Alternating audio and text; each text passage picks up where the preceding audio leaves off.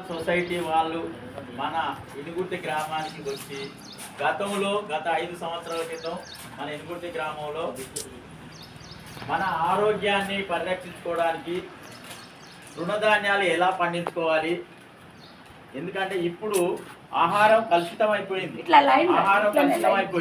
అన్ని మందులకు కూడా అయిపోయింది కాబట్టి దానివల్ల మన ఆరోగ్యాలు ఖరాబ్ అయిపోతున్నాయి. బీపీలు, షుగర్లు, రకరకాల జబ్బులు వస్తున్నాయి.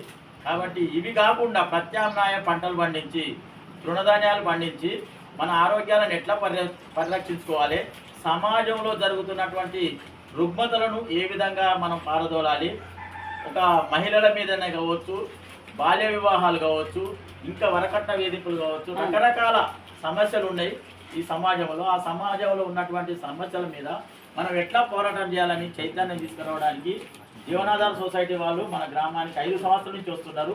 దాంట్లో భాగంగా ఈ తృణధాన్యాలు పండించుకోవాలనే కాన్సెప్ట్ను మన ఊళ్ళో ప్రవేశపెట్టారు. కానీ మనకి ఇచ్చినటువంటి తృణధాన్యాలను మనం ఇనుగుర్తి గ్రామంలో ఉన్నటువంటి రైతు సోదరులం వాటి గురించి పూర్తిగా అవగాహన లేక మనం పట్టించుకోలేం. కానీ మనకంటే చైతన్యవంతమైనటువంటి పక్క గ్రామం అయ్యగారిపల్లి వాళ్ళు కావచ్చు, మన వీరారెడ్డిపల్లి తండావాసులు కావచ్చు, వాళ్ళు కొందరు స్పందించి ఆ మేడం వాళ్ళ అవగాహన పట్ల వెంటనే స్పందించి వాళ్ళు కొంత తృణధాన్యాలను పండించడమే కాకుండా వాళ్ళు నిత్యం వాళ్ళు తినే ఆహారంలో వినియోగించుకున్నారు. ఆ వినియోగించుకోవడం వల్ల వాళ్ళు ప్రత్యక్షంగా అనుభవంతో చెప్పారు. సార్లు వచ్చి వాళ్ళ ఇంటికి పోయి మేము చూసినప్పుడు కూడా, సార్ మేము ఇవి పండించుకున్న వాటిలో మేము రోజు వాటిని పట్టించుకొని తింటున్నాం. కొర్రలు, సామలు, తర్వాత రాగులు ఇవి పండించుకొని తింటున్నాం.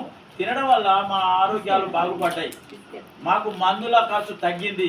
కాబట్టి మేము మా ఆరోగ్యాలను కాపాడుకోవడానికి మీరు సహకరించినందుకు మీకు ధన్యవాదాలు, మీరు మాకు మంచి చైతన్యవంతం చేసిరని వాళ్ళంతా కృతజ్ఞతలు తెలిపారు. మేము ప్రత్యక్షంగా చూసినాం లైవ్లో పోయి.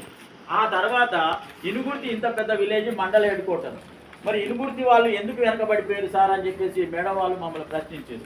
మాకు బాధ అనిపించింది. వాస్తవే కదా, మరి మన చుట్టుపక్కల గ్రామాలలో అంతా చైతన్యవంతమైనప్పుడు మనము